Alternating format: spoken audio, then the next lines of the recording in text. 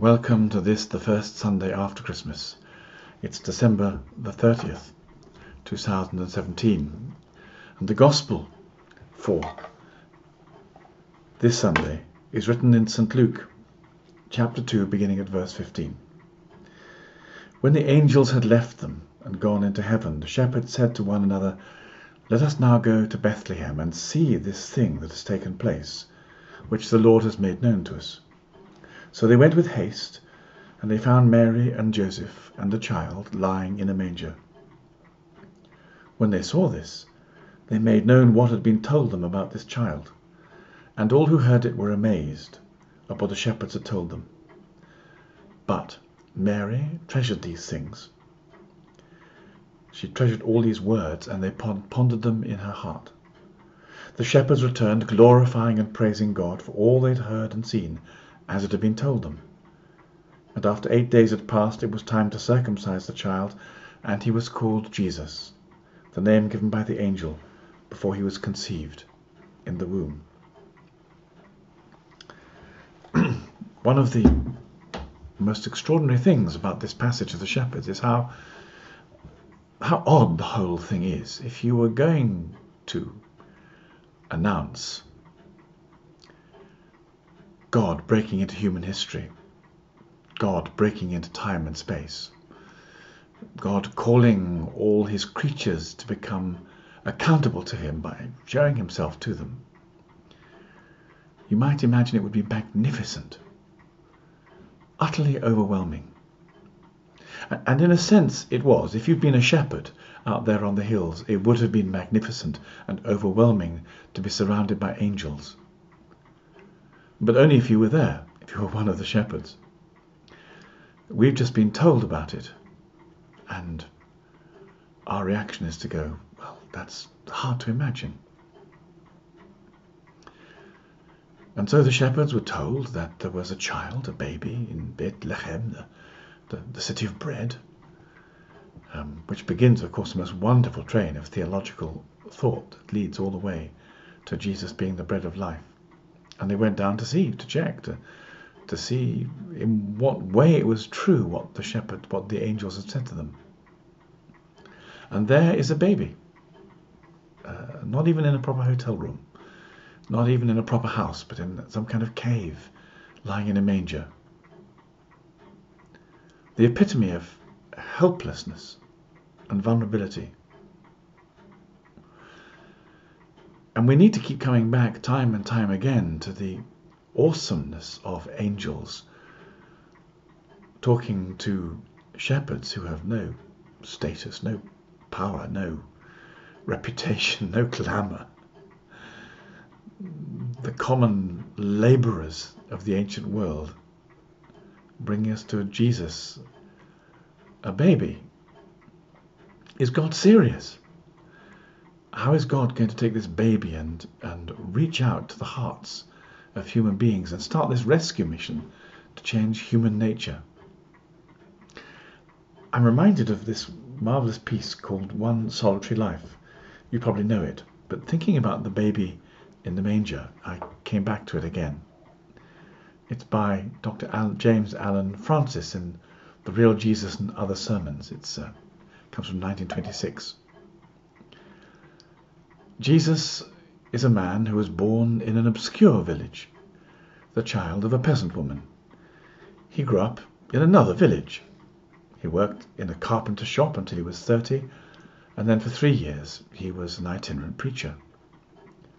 He never owned a home. He never wrote a book. He never had an office. He never had a family. He never went to college. He never put his foot inside a big city. He never travelled 200 miles from the place in which he was born. He never did one of the things that usually accompanies greatness amongst human beings. He had no credentials but himself. When still a young man, the tide of popular opinion turned against him. His friends ran away. One of them denied him. Another one turned him over to his enemies. He went through a mockery of a trial, and was nailed upon a cross between 2 thieves. Whilst he was dying, his executioners gambled for the only piece of property he owned on earth, his coat. He was dead. He was laid in a borrowed grave. He didn't even own that, through the pity of a friend.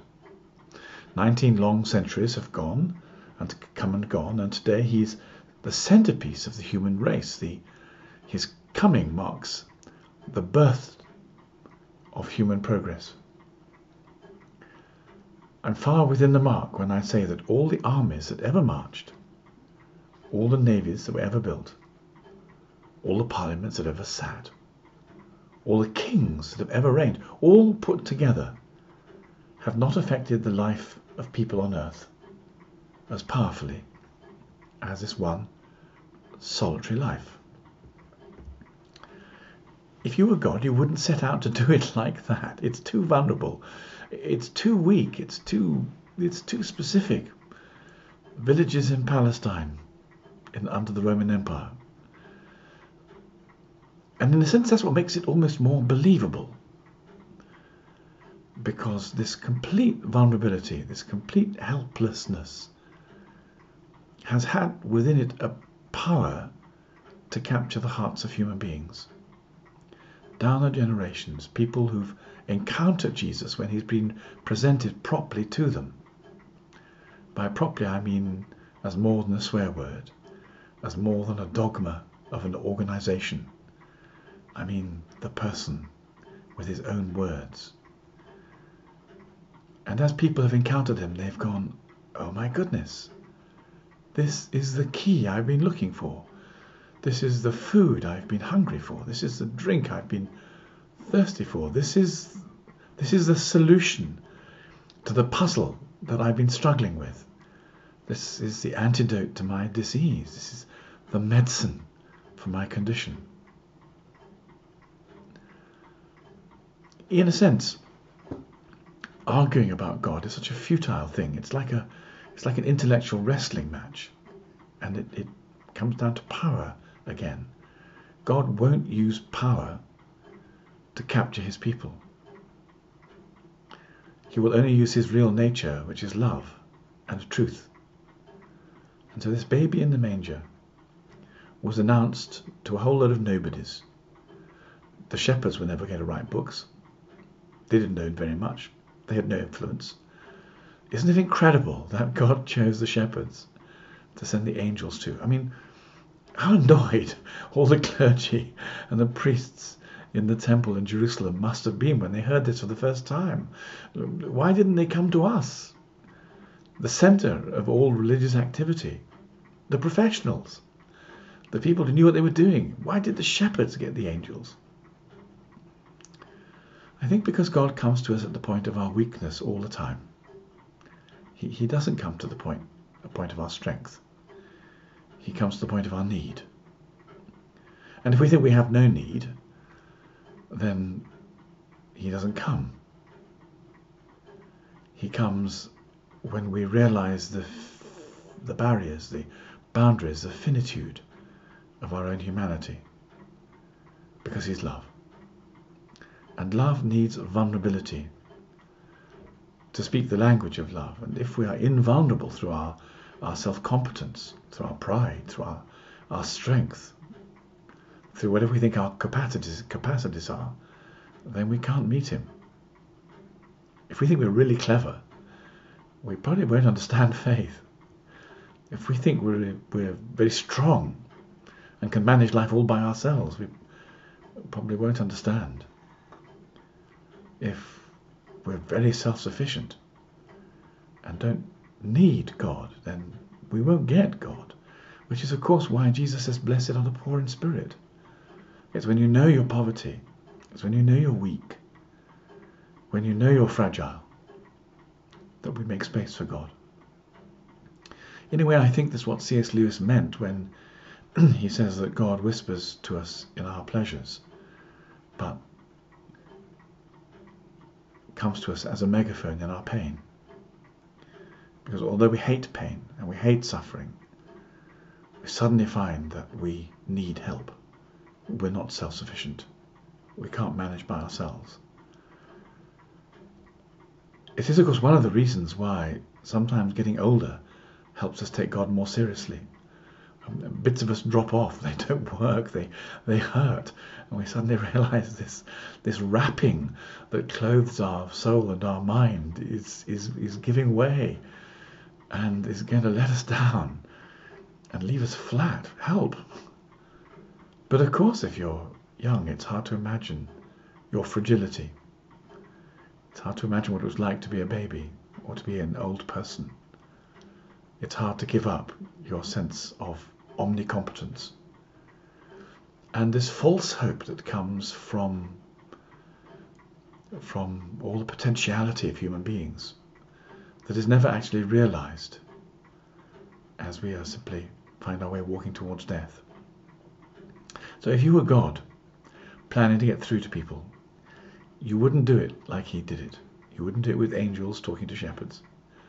You wouldn't do it through the birth of a tiny child in an obscure village, on the outskirts of the obscure village, in a cave. But God did it like that because that's the way through to human beings. That's the way through to our heart. This extraordinary presence who speaks with such authority, who forgives people their sins, who raises people from the dead, who tells them the truth about themselves, and who promises to be their very, very best friend, the very best love that they've ever had, if they'll put their trust in him. It's true. Add all the intellectuals together, add all the politicians together, add all the parliaments, and the armies and the navies, and they come and go with a lot of noise at the time, and leaving behind them stories in history books. But this Jesus, he keeps on breaking through into time and space. He breaks through history into the present moment. And he does it with a different kind of power. The power of his presence, the power of love. When we see the story of the angels coming to the shepherds, something in us should say, wait a moment, something very, very unusual is taking place here, something that runs against the whole tide of history, everything we've been taught and conditioned to look for. This is different. And indeed, it is. God with us, as love, not power, comes to speak to our heart and invite us to join him. And so, in our vulnerability, in our weakness, in our failure, in our humanity, we say to him, Lord, help. Come to me and help me. Just like the man who said, Lord, I believe, help my unbelief. God does not despise vulnerability or weakness or fragility. It was the route he took to be a human being. He understands it and he respects it, he meets it, and he heals it. And he will come with us on this year if we are fragile enough and vulnerable enough to pray and to depend on him and to need him and to walk with him. He just asks our will. He just waits for our yes.